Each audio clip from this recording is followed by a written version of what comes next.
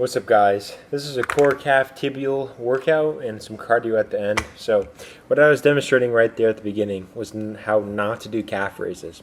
Whenever we do calf raises, especially when we're doing body weight and no added weight, we want to go nice, slow, and control tempo. Focus on the eccentric phase, but still go up pretty slowly on the concentric phase. I recommend a brief pause in the most stretched position. Since we're starting with the one leg variation, when you get too tired and you can't do any more reps, go to the two-leg variation and finish out the set on that one leg. So myself, I'm about 240 pounds, and I would consider myself having pretty strong calves. But when I go at a very slow tempo and I try to get the maximum stretch for my calves, this exercise becomes very hard and I cannot do 21 reps. So that's how I would recommend you guys doing this set. If you want to and your calves are beat up or you're not quite there with your strength, then you can do the two-leg variation instead for 21 reps. Calf raises have really built my calves up, that and doing road biking. Those are pretty much the only two things I do for my calves.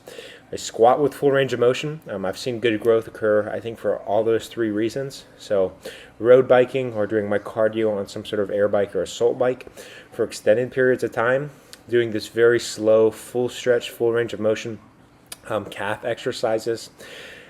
As well with squatting with full range of motion and going into deep lunges or deep knee flexion positions also works the calf pretty well. And that's pretty much how I've gotten my calf a lot bigger. And you can't affect the shape of your muscle, so I'm fortunate enough to have a low inserting calves, which means I have a nice full muscle belly for 3/4 of my leg, and then the bottom 3/4 or the bottom 1/4 of my leg becomes tendons and ligaments, etc. So the shape of your muscle you can't change, but you can change the size and the strength overall. The next thing that we're going to get into is the ab wheel. We did 3 sets for 12 reps here. I supersetted after the calf raise. Go to the beginning of the video if you want to see what the workout is or the description. And again, just 12 reps here. Be sure to do them on your knees. I find a better contraction on my knees, although I can do them on my feet. Try to dig your knee into the ground when you do this. Do not make this an upper body movement. Don't bring your hands back. I recommend just locking your hands out in front of you, as you can see in the video, and really focus on bringing your knee back and digging into the ground and getting full extension of your hip. That's what's going to contract your hip, your abs the most.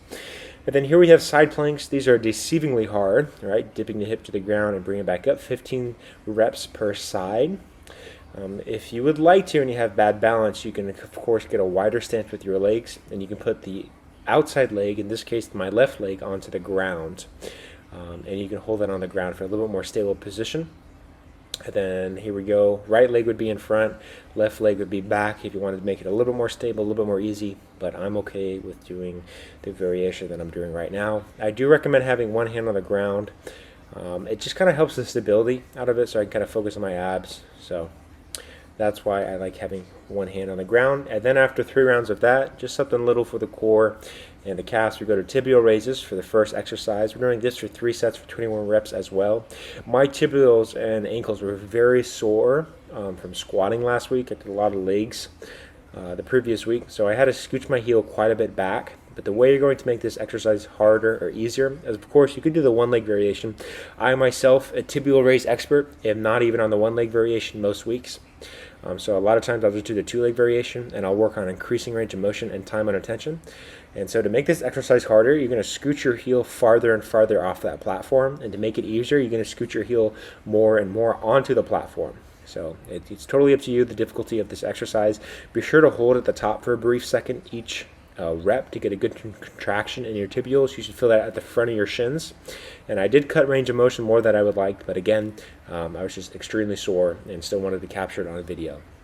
And then here we have lying leg raises for 3 sets for 12 reps. These are an underrated exercise. I don't see a lot of guys doing these days, but leg raises have built my abs. Although I'm peak bulk right now, 240, I still have a lot of abs under the chub, under the fluff. And then after 12 reps of lying leg lifts, be sure to try to keep your lower back in contact with the ground at all times when doing lying leg lifts. And then we're going to go into a 20-second plank. I was showing you there what not to do. Do not arch your lower back. Try to have your back rounded the whole entire time. That's going to help engage your abs and also make sure that we're not having any lower back pain. After doing that quick circuit, it should only take you anywhere from 15 to 20 minutes. if you're focused while doing it. We're doing 25 minutes of low impact cardio. I chose the air bike again.